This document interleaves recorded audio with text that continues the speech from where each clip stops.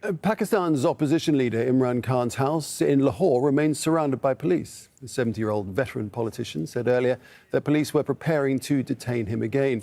Khan was arrested last week in connection with a corruption case. On Thursday, Pakistan's Supreme Court ruled that arrest was illegal. Well, joining us now from Lahore is Imran Khan, former Prime Minister of Pakistan.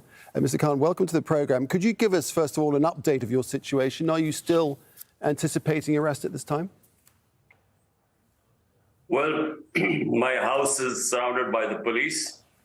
Basically, they've cut my house off from the main roads, and there was a police statement that there were 40 terrorists hiding in my house, so they were going to come and search for these terrorists.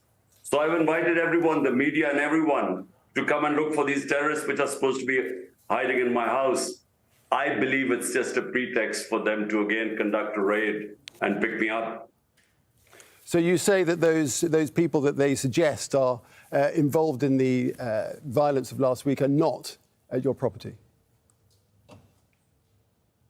What they're saying is that once I was abducted, and I use the word abducted, confirmed by the Supreme Court, unlawfully picked up from within the precincts of the Islamabad High Court, there was a reaction in the public. We believe that any independent investigation will show that the people who came out for me were peaceful protesters, as they have been for 27 years. There were some people we believe were inserted in there which created arson. And that's what has given them the reason to crack down on us. 7,500 of our people are in jail today. All my top leadership is in jail.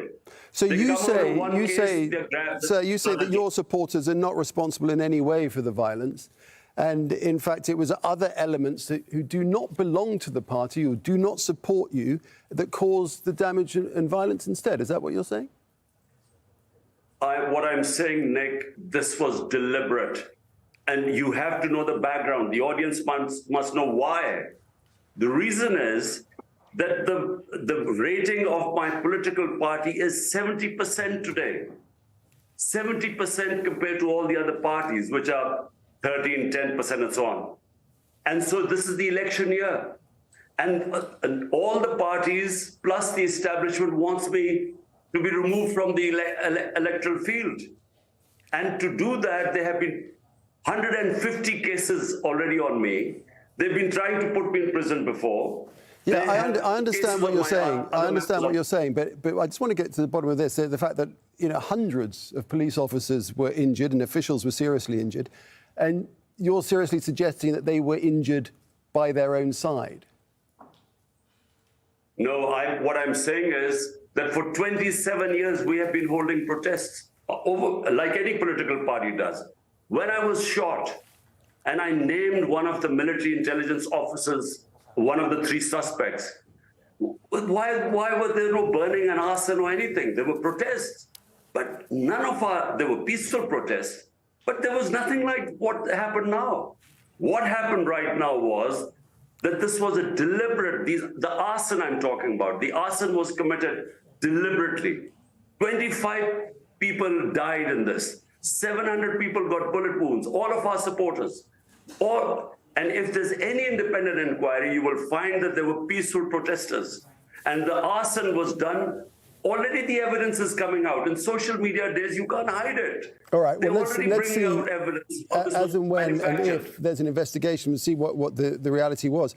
But do you not feel that by calling your supporters out to protest, you are effectively inciting violence? Look, Nick, I mean, which democracy does not allow people to protest peacefully when they think they've been wronged? Name me a democracy.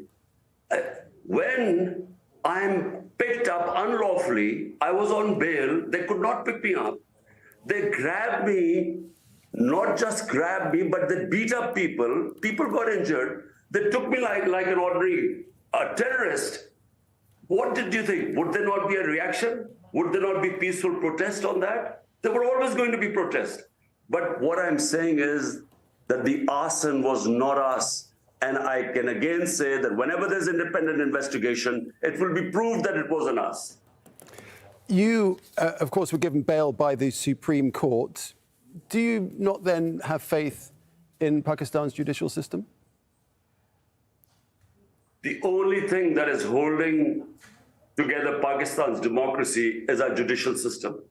This is the only thing. Otherwise, what is happening now is people come out, get bail from one case, immediately there's police which grabs them and takes them in for some other case. How can 7,500 people be in jail? How can all the top leadership be in jail? At least they must prove there must be some evidence that they were involved in some wrongdoing. All my people have always been told to protest peacefully. And I have all the statements. From 27 years, I've always said, stay between the Constitution and the law. Do not indulge in any violence.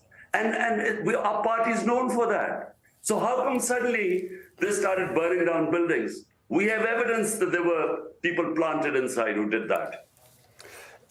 Where is the nation going to find resolution here? Two sides are so polarized, the country is divided. Where is resolution coming from? Look, Nick, there is only one solution. This is an election year. The elections cannot be held beyond October. So 3 months before the elections, the government gets dissolved, so which is another 2.5 months. Now, that is the solution. But unfortunately, what is happening is that the government is running away from elections. There were supposed to be provincial assembly elections in 70% of Pakistan, according to the constitution, ruled by the Supreme Court. The government refused. So they've already violated the constitution because they're scared of losing the elections. Who, finally, Imran Khan, are you blaming? Is it the government or the army, the military? Who do you think is behind this? Well, you know, of course, the 12-party coalition, which is in government, but they were brought in government by the ex-army chief. So the military means one man, army chief, because it's not a democratic institution. So basically what he decides goes. So what is happening right now clearly is that neither the military establishment, which means one man, nor these 12 parties, they're too scared for elections because they're scared I will win. So because of that, you know, they're doing everything to make sure that I get out of the race. I've had 2 assassination attempts on me. One was where I was hit, one where I was lucky to be alive because just, you know, I got saved, thank God. So this is the issue. 150 cases on me. Someone who has not had one criminal case in the last few months has 150 cases, including 15 criminal cases in a day, 40 terrorist cases. So, I mean, this is all to get me out of the race. Actually, well, I'm going to throw one more question at you. In the past, you have blamed the United States for inciting all of this. Do you still think that's the case? Well, what we now subsequently discovered, well, let me give you the background. Our ambassador, Pakistan ambassador, when I was the prime minister in Washington, he had a meeting with a US official meeting, and the cipher, the secret message which came to me was that the US official said that unless you remove Imran Khan as your prime minister, there'll be consequences for Pakistan. But later on, we discovered that it didn't originate from there. Our ex-army chief had fed the Americans against me and called me anti-American. All this came out later on. So it was initiated from here. The Americans were told how I was anti-American, and then came the cipher. All right, we'll leave it there. Imran Khan, former Prime Minister of Pakistan, thank you. Thank you.